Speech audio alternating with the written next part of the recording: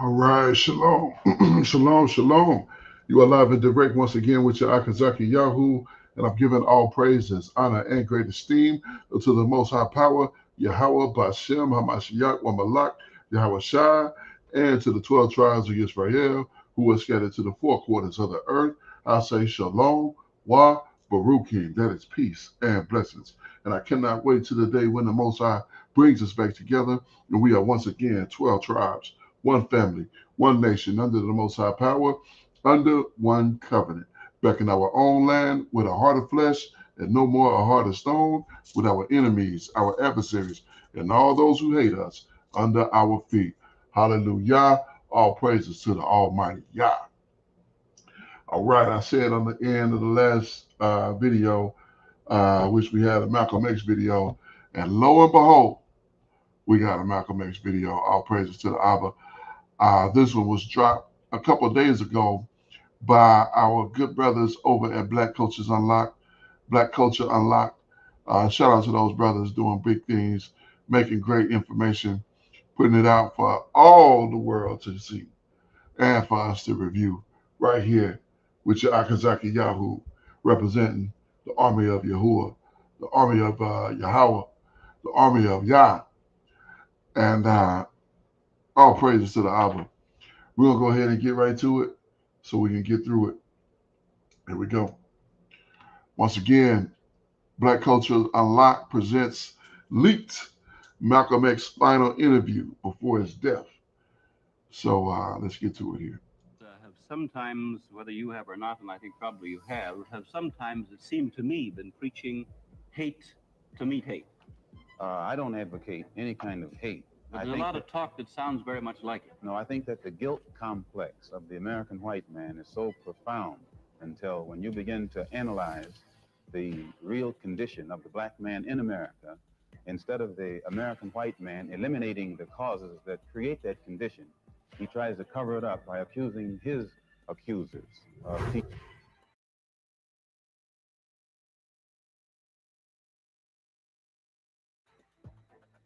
This is an interview they buried behind decades of slogans, textbooks, and whitewashed documentaries. One where Malcolm X didn't just criticize America, he accused it. He didn't call the United States racist. He called it criminal. In this interview, calm, clear, and precise, Malcolm lays out what no one else dared to say out loud, that what was happening to Black Americans wasn't a civil rights issue. It was a human rights crime. But to what extent did he go that made them delete the interview? Let's get into it. We believe that our problem is one not a violation of civil rights, but a violation of human rights.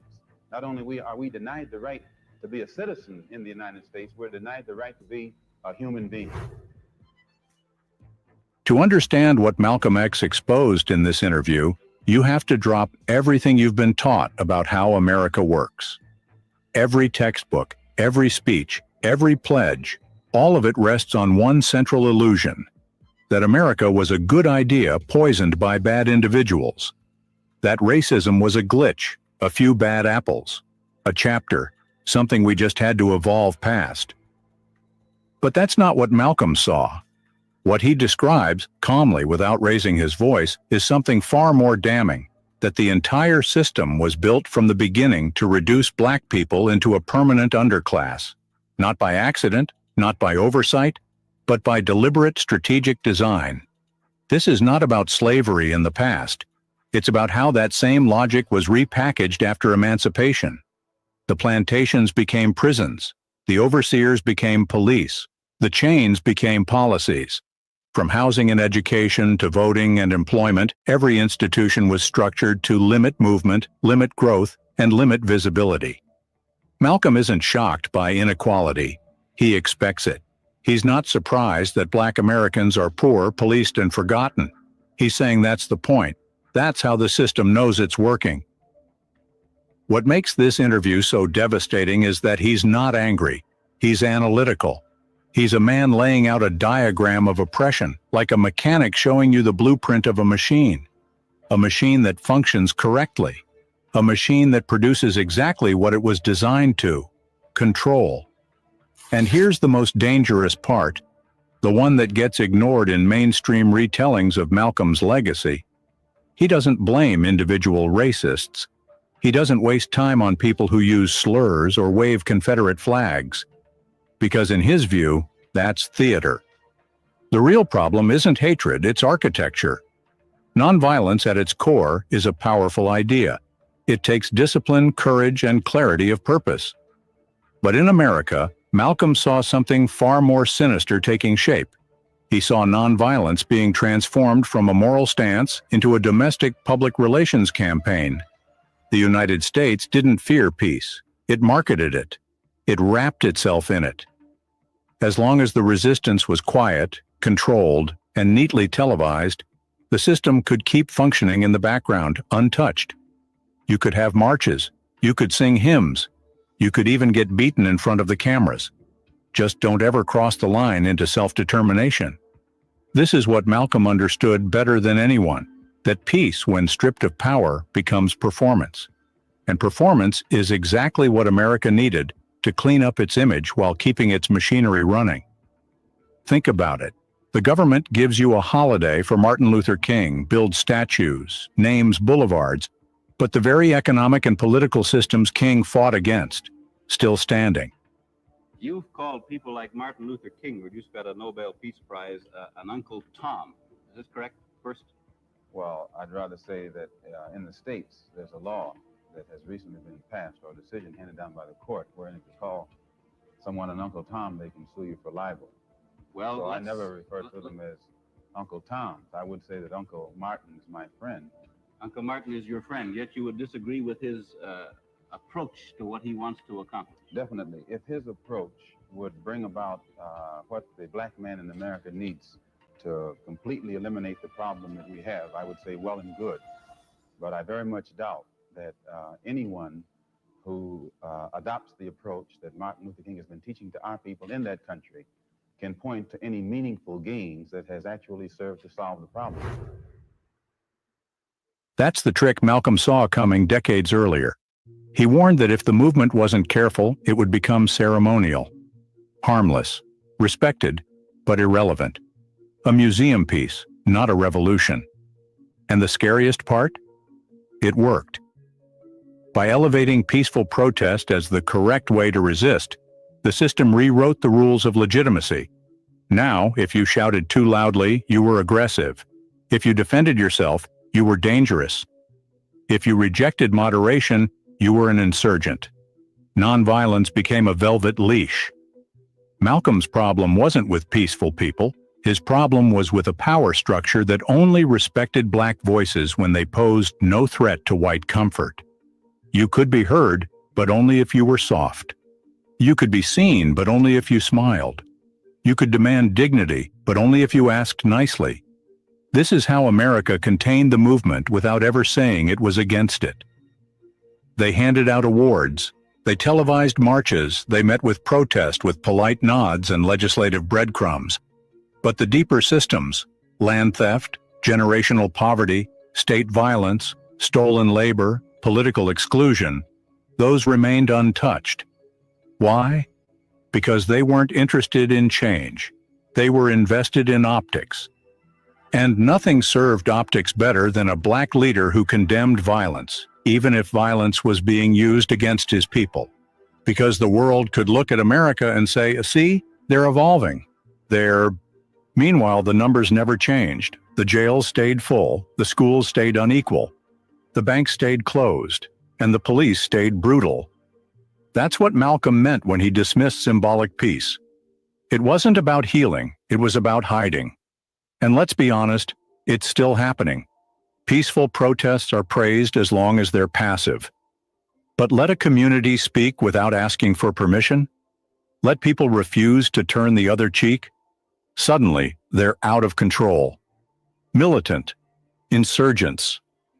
That's the legacy of this tactic, a system that commits violence, then criminalizes any resistance that isn't performative. To solve the problem. Black Muslims have sometimes, whether you have or not, and I think probably you have sometimes, it seemed to me, been preaching hate to meet hate. I don't advocate any kind of hate But I there's a think lot of talk that sounds very much like it. No, I think that the guilt complex of the American white man is so profound until when you begin to analyze the real condition of the black man in America, instead of the American white man eliminating the causes that create that condition, he tries to cover it up by accusing his accusers of teaching hate. But actually, they're just exposing him for being responsible for what exists. Well, that's something of an argument, but I've heard speeches made by some of the people of your group. I think I've heard you make speeches. It seemed to me that you were advocating what I would have to describe, I think, as violence to meet the serious injuries that have been done your people, with which I totally agree. I don't call that violence. I don't in any way encourage black people to go out and initiate acts of aggression indiscriminately against whites. But I do believe that the black man in the United States and any human being, anywhere, is well within his right to do whatever is necessary, by any means necessary, to protect his life and property, especially in a country where the federal government itself has proven that it is either unable or unwilling to protect the lives and property. Once you understand that America doesn't just manage oppression but packages it, you begin to see why it couldn't allow Malcolm X's next message to spread unchecked. Because Malcolm didn't just critique America's use of peace as propaganda, he directly challenged its monopoly on power. In America, resistance is only noble when it's powerless. But the moment that resistance refuses to die quietly, the moment it stops playing martyr, it becomes a threat. And Malcolm X understood that better than anyone. He didn't tell people to start riots. He didn't ask them to go hunting for vengeance. What he said was far more basic and far more radical. You do not have to let yourself be killed. This was not a call to arms. It was a call to dignity. Because in a society where black people were expected to absorb abuse from police, from policy, from daily humiliations, even the suggestion of equal retaliation was treated like treason. That's why the media didn't report what Malcolm said. They reported how they felt about it. They didn't show the logic. They showed fear. And in doing so, they made self-defense look like aggression and turned survival into something dangerous. But Malcolm was drawing a line, a human one that exists across all cultures, all histories. The right to protect your life, your family, your property. America didn't deny that right to white people. It glorified it. From the Revolutionary War to the Second Amendment, American identity was built around self-defense. Farmers with muskets were heroes. Colonists who fought back were patriots. But when Malcolm said black people had the same rights, suddenly the rules changed. Why? Because the system had never prepared for the possibility that the people it dehumanized would refuse to stay in the box. Malcolm understood that you cannot teach a man he is fully human and then ask him to behave like a slave when danger arrives. You cannot preach equality and then recoil in horror when a black father decides his child's life is worth defending. The truth was simple. The lie was deliberate. Malcolm X didn't believe in violence. He believed in human worth, and he believed that worth deserved protection, even if the state refused to provide it. Especially when the state refused to provide it. Because when the law fails to protect you and the courts refuse to hear you and the police treat you like a suspect for breathing, what are you supposed to do? Pray? March? Wait? You protect yourself, not out of hatred, but out of responsibility. And that is why Malcolm became the enemy, not because he encouraged chaos, but because he encouraged clarity, because he shattered the illusion that peace is the highest virtue for the oppressed. For him, the highest virtue was survival. In this interview, his tone doesn't spike. He isn't shouting. He's stating the obvious, that the expectation of submission is itself an act of violence, that the denial of self-defense is a deeper kind of control, one that forces you to internalize your inferiority. He didn't teach black people to hate white people. He taught them to stop hating themselves long enough to protect what was theirs. That's not radical. That's normal. But in a society built on imbalance, normal becomes revolutionary when placed in black hands. And that's why this idea, simple, rational, and universal, had to be erased. because it threatened the deepest lie of all, that safety belongs to some and silence to the rest. Here's a quick reminder, please like, share, and subscribe to Black Culture Unlocked for powerful Black news, real stories of our heroes and leaders, and the rich culture and history the world tried to forget. By now you have followed Malcolm X through a path that exposes the structure of American injustice, its global containment strategy, its exploitation of nonviolence, and its manufactured panic around Black self-defense. But in all of this, one critical shift remains to be explored: how Malcolm himself was transformed into a symbol of fear, not by what he did, but by what he represented. Because Malcolm didn't just speak, he refused to flinch, and that scared America more than any riot ever could. See, the system wasn't designed to eliminate every rebel. It was designed to absorb most of them and neutralize the rest through fear, make them doubt, make them hesitate, offer them partial rewards if they fall in line, threaten them with poverty, exclusion, assassination of character, or worse. But Malcolm X was immune to that psychological campaign. That's what made him dangerous. He didn't wait for permission. He didn't water down his language to make white liberals more comfortable. He didn't ask how his message would play on television, and perhaps most fatally, he didn't fear what would happen to him if he told the truth. He was, in every way, post-illusion. And for the American system, that's an uncontainable threat. So what did they do? They turned him into a monster, not with facts, but with narrative. They built a character, a violent Black man, angry, radical, anti-white, anti-America, dangerous. They ran his face through the same machine they used to process all threats: criminalize, demonize, distort. They knew the people who would never listen to his speeches would still see his image. They knew those people didn't need proof to be afraid, just posture, just a headline, just the word insurgent next to his name. That's how perception becomes policy. And this strategy worked because America didn't need to prove Malcolm was violent. It just needed to convince enough people that he could be. Because once you do that, the system doesn't have to justify surveillance, censorship, or elimination. It just points to the monster it created and calls it a safety precaution. And let's be clear, this wasn't unique to Malcolm. This same system has used this blueprint for generations. It used it on the Black Panthers, on Marcus Garvey, on Fred Hampton.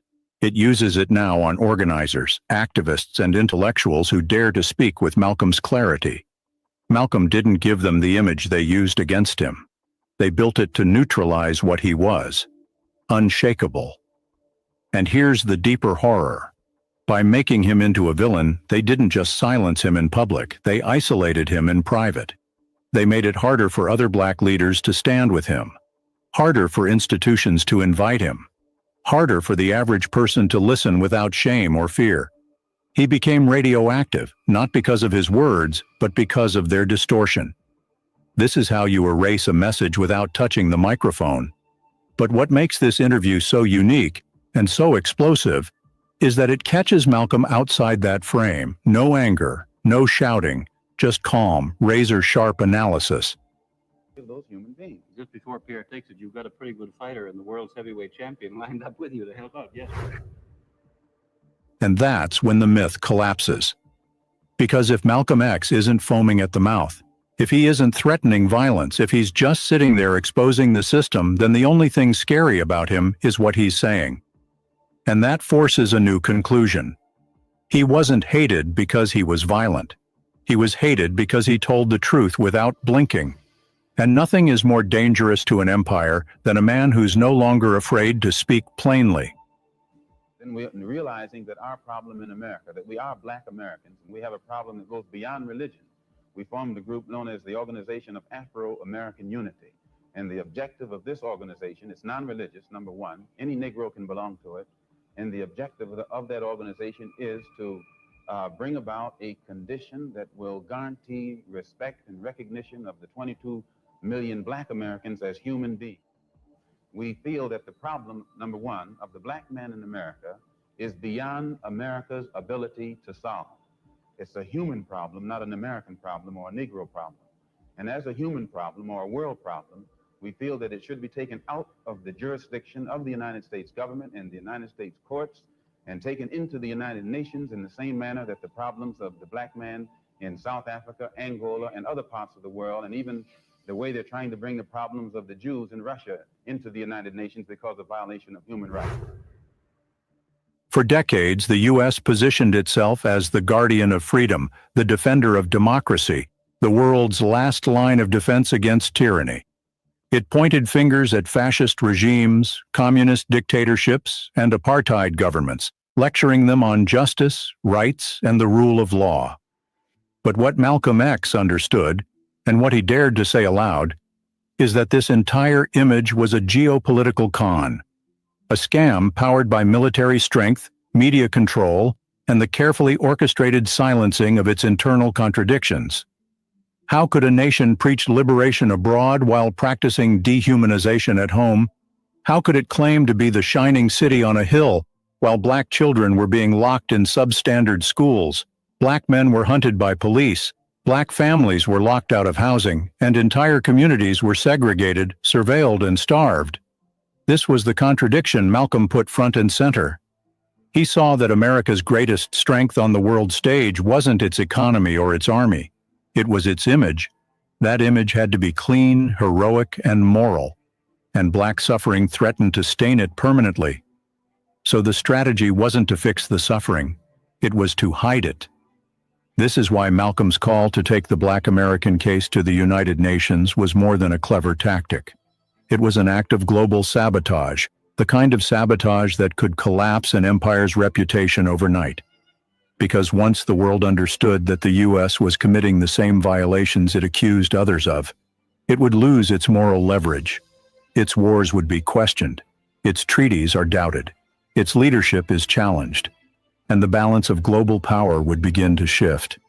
Malcolm understood the gravity of that move. He wasn't just making demands on behalf of Black Americans. He was pulling the curtain back on America's entire international persona. He was saying, this country doesn't get to be the world's referee when it can't follow its own rules. And here's the brilliance of his approach. He didn't do it with slogans or protests. He did it with logic, with legal language, with the same framework America used to condemn others. He forced the contradiction into the open. He said, if you support the Jews in Russia, why not the Black Americans in Alabama? If you condemn South Africa's racial caste system, what makes Mississippi any different? If you preach democracy, why do you assassinate your truth-tellers? These weren't rhetorical questions, they were indictments. And that's why this conversation, this calm and deadly interview, holds so much power even today. Because America still runs on that myth. It still wraps its wars, its markets, and its foreign policy in the language of human rights. But Malcolm showed us the foundation beneath that myth. And it wasn't justice. It was branding. It was the strategic erasure of Black pain in exchange for global prestige. And here's the most devastating part. The people he was trying to protect were being used as the evidence against themselves. Black Americans were trotted out as proof of progress whenever it suited the narrative, even while they were being crushed by the very state using their image. That's why Malcolm didn't want reform. He wanted exposure. Because once the world saw what was happening, it wouldn't be about race anymore. It would be about the law, about rights, about whether the global community was willing to hold its so-called leader to the same standards it demanded from others. He didn't want sympathy. He wanted a trial. And in this interview, he lays the groundwork for that trial. Not with fury, but with facts. Not with outrage, but with clarity. He saw that America's true fear wasn't rebellion. It was being seen. Of himself. For a white man today, sir, after kidnapping millions of Black people from Africa, stripping them of all human characteristics and relegating them to the role of chattel or cattle or animals, commodity, merchandise that could be bought and sold at will, and then 100 years since the Emancipation Proclamation, using every type of deceptive method to further us into slavery, called second-class citizenship, I think that it would take a whole lot of nerve for white people today to ask Negroes, do they hate? Malcolm X didn't just say Black Americans were being denied rights. He said they were being denied existence, not in a physical sense. Black bodies were everywhere, in fields, factories, prisons, schools, and graveyards. No, Malcolm's point was deeper, more devastating. Black people weren't being treated as defective citizens, they were being treated as non-persons. And in the American system, that's not a glitch. That's part of the operating software. See, the U.S. Constitution begins with "we the people." But Malcolm understood that the entire history of Black life in America was about being systematically excluded from that definition, not just politically, but spiritually, culturally, and existentially. From slavery to segregation, from the 3/5 compromise to mass incarceration, Black identity had been constructed not as part of the American story, but as its foundation.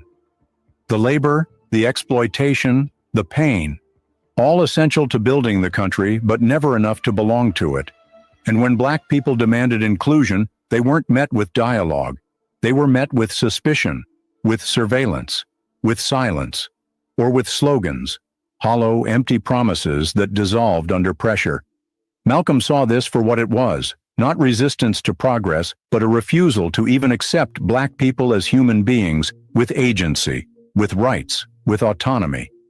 That's why he didn't waste time asking for equality under someone else's definition.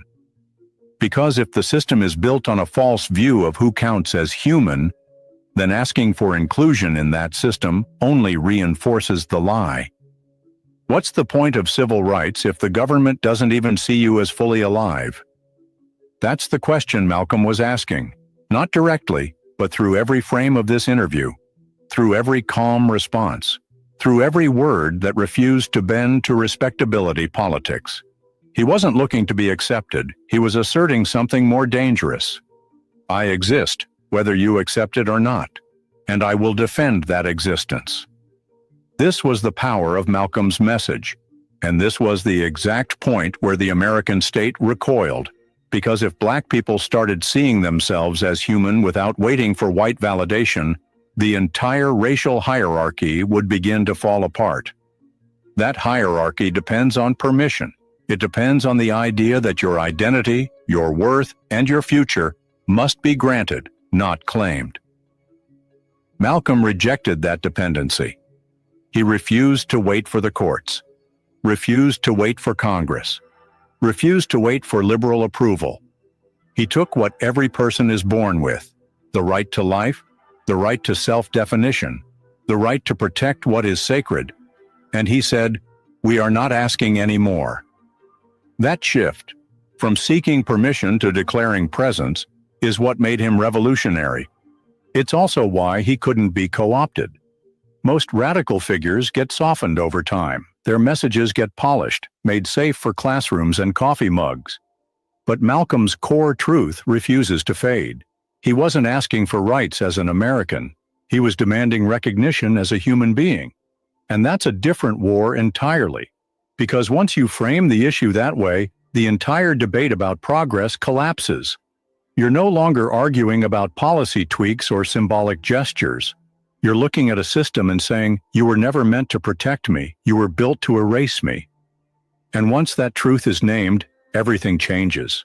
You stop asking. You stop explaining. You stop apologizing for the volume of your voice, the anger in your tone, or the firmness in your stance. You stop begging to be seen. You start moving like you never needed to ask in the first place. That's what Malcolm X modeled, and that's what terrified the system. Because he didn't just call out injustice, he rejected invisibility, and in doing so, he redefined resistance itself. No, I don't worry. I tell you, I'm a man who believed that I died 20 years ago, and I live like a man who is dead already. I have no fear whatsoever of anybody or anything. In a world built on fear, fear of punishment, fear of loss, fear of being erased, Malcolm X became something rare and uncontainable, a man who had nothing left to fear. And that's when he became unstoppable. You can silence a man who wants money. You can buy off a man who wants power. You can threaten a man who's scared of dying. But what do you do with a man who's already accepted the cost? What do you do with someone who's already walked away from safety, from status, from every comfort the system offers in exchange for submission, and still keeps walking? That's what Malcolm X was. Not fearless in the reckless sense, fearless in the precise sense. A man who had already counted the cost, already faced the consequences, and chose truth anyway. By the time this interview happened, Malcolm had burned every bridge that protected him. He'd left the Nation of Islam, the only structure that gave him protection. He'd made enemies in the American state, in the media, and in law enforcement. He knew he was being watched. He knew his life was under threat.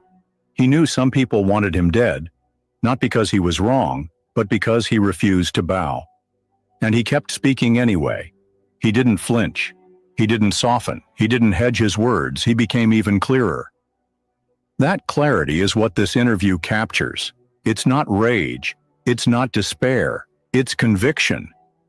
He sounds like a man who's already let go of the illusion that he'll grow old. He sounds like someone who's put everything in order, and now all that's left is the truth. You hear it when he speaks about the United Nations, when he calls for global recognition of Black humanity, when he declares that self-defense is not violence. He calmly dismantles America's moral branding in front of a national audience. There's no performance, no PR, no calculation, just a man who has decided that fear is a cage and he will not live inside it. And that's what makes him terrifying to the system, because the entire American racial structure is built on fear, on intimidation, on making examples out of those who speak too boldly, on teaching people to look down before they speak up. Malcolm looked directly at the camera and never blinked. He was ready to call out everyone, from whites to black puppets. And more than that, I would say that just because a person is a Negro or a Black American does not mean he's going to struggle for Negro rights or for jobs for Negroes or anything else. I think that today you could point to a large number of Negro leaders who have consistently betrayed Negroes in a whole host of areas. They aren't really Negro leaders. These are puppets that have been put in front of the Negro community by white liberals. These are parrots that have been put in front of the Negro community by white liberals. You can't name me a Negro leader who has been betrayed Negroes, who has not been endorsed, sanctioned, subsidized, and supported by the. That's why they killed him. Because if one man can speak like that and survive, others will follow. If one man can face death and still speak the truth, the lie begins to crack. And if Black people stop fearing what will happen if they demand more, the entire balance of power shifts. Malcolm X was many things: a father, a speaker, a Muslim, a strategist, a target. But above all, he was free. Not because the world gave him freedom, but because he refused to trade his soul for survival. And that kind of freedom, the kind that makes you speak anyway, march anyway, show up anyway, is the most dangerous force there is. They didn't fear Malcolm because he was violent. They feared him because he was unafraid. So what Malcolm X revealed in this interview wasn't just critique, it was structure. Calmly, with complete clarity, he pulled back the curtain on a system that didn't malfunction, but functioned exactly as it was built, to contain, control, and deny. He refused to frame the struggle as a request for civil rights. He reframed it entirely as a case of human rights violations committed in plain sight. The United States, he argued, wasn't a broken democracy trying to do better. It was a global power maintaining its image while quietly erasing those it never intended to include. He didn't speak as a victim. He spoke as a witness, a strategist, a man no longer asking to be seen, but demanding that the world stop looking away. That demand wasn't answered in his lifetime, and decades later it still hasn't been. But the evidence remains, his voice remains. And this interview, buried, ignored, quiet, now stands as testimony. Not to what he hoped would change, but to what he knew had to be exposed. The world still hasn't delivered a verdict, but Malcolm made sure the case could never be closed. Do you think they have been able to silence him? If the system hasn't changed, why are we still calling it progress? Let us know in the comment section. All right, man. Oh man. You know, I got to give it up for the elder brother Malcolm Shabazz. This brother was so far ahead of his time. He was such an amazing man, an amazing leader. The genuineness that he had for his people, the legitimacy of his feeling for his people, absolutely it's remarkable. It's remarkable. This brother,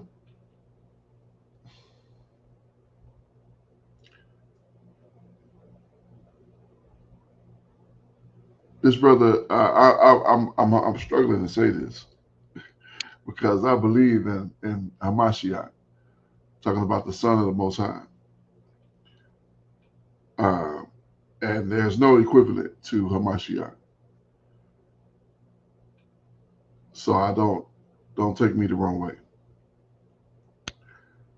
But this brother here, this brother was a long, far away second. A very long, very far away second. I mean, he was not anywhere close to what Hamashiach was, but he was indeed a magnificent man who loved his people and would sacrifice for his people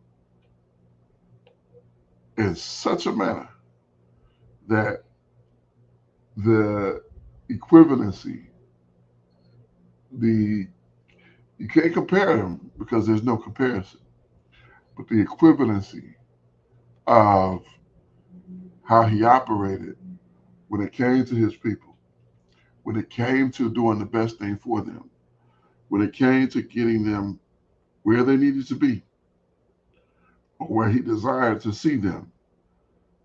I mean, this brother did it. This brother was about that. And it's very few. It's very, very few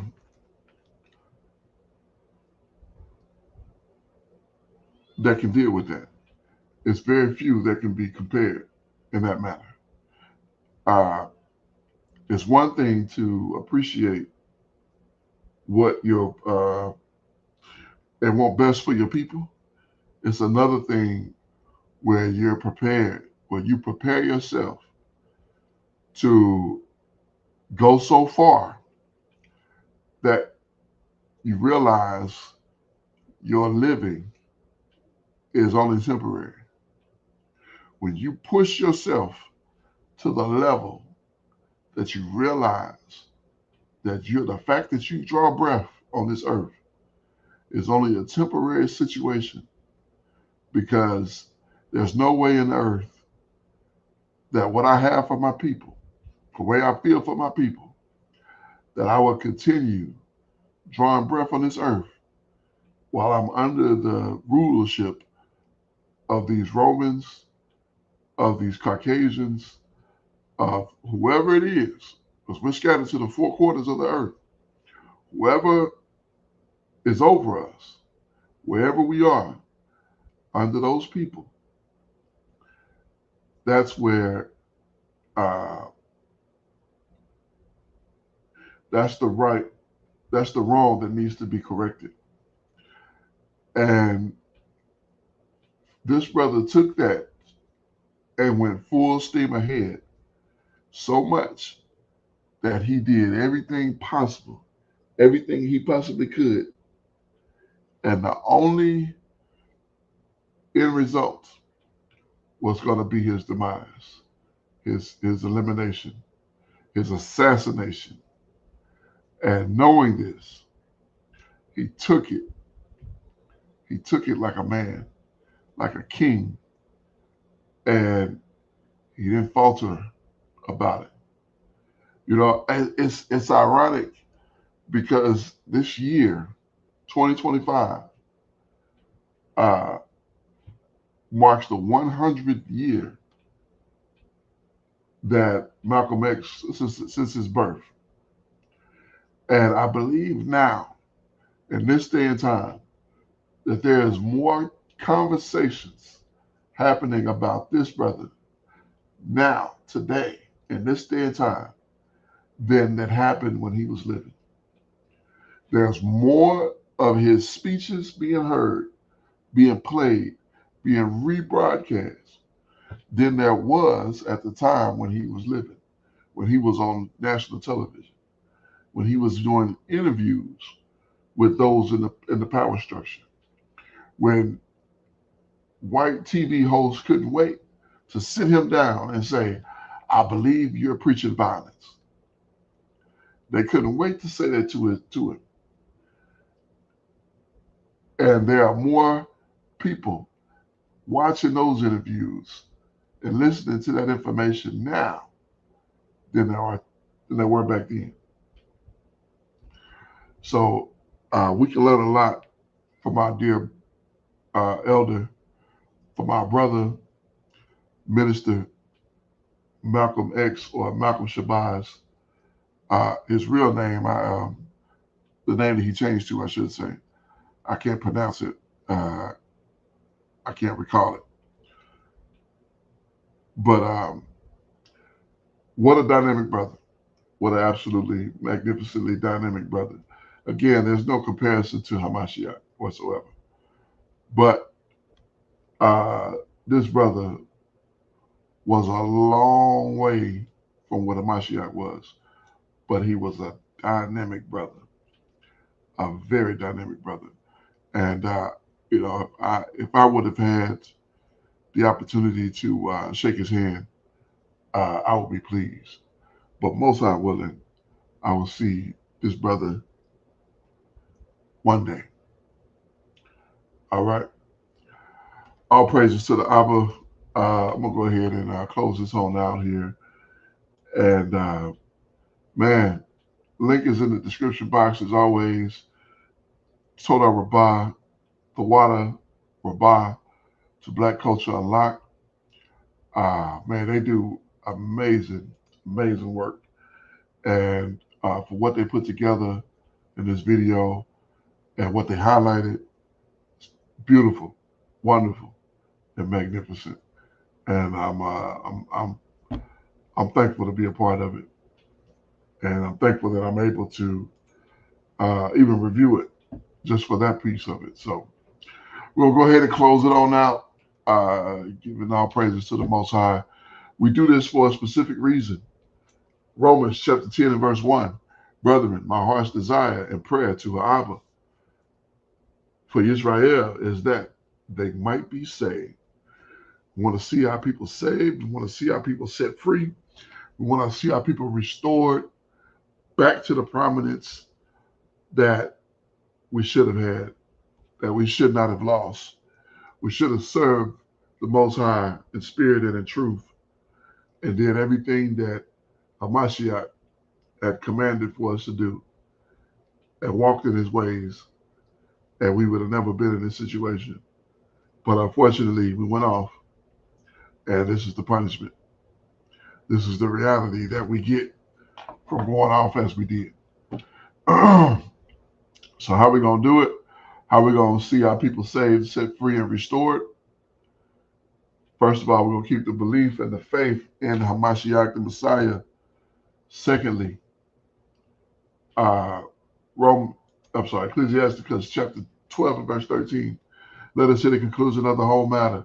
Fear the Most High and keep his commandments, for this is the whole duty of man. It is so very important to understand that in the conclusion of the whole matter, we are to fear the Most High and keep his commandments, for this is the whole duty of man. At the end of the day, when it is all said and done, all the dust is settled, and all the smoke is cleared, we will be judged, or rather we have feared the Most High and kept his commandments. Why? because this is the whole duty of man. I am Yaakazaki Yahu, giving all praises, honor, and great esteem unto the Most High Power, Yahweh, Bashem, Hamashiach, Wamalak, Yahweh Shai, and to the 12 tribes of Israel who are scattered to the four corners of the earth. I say Shalom, Wa, Baruchi, that is peace and blessings. And I cannot wait to the day when the Most High brings us back together and we are once again 12 tribes, one family, one nation, under the Most High Power, under one covenant, back in our own land with a heart of flesh and no more a heart of stone, with our enemies, our adversaries, and all those who hate us under our feet. Until that day come, Shalom, family. All praises to the Most High. Praise you, Abba Yah, Kwam Yasha Allah, and Barak Hashem Yahweh.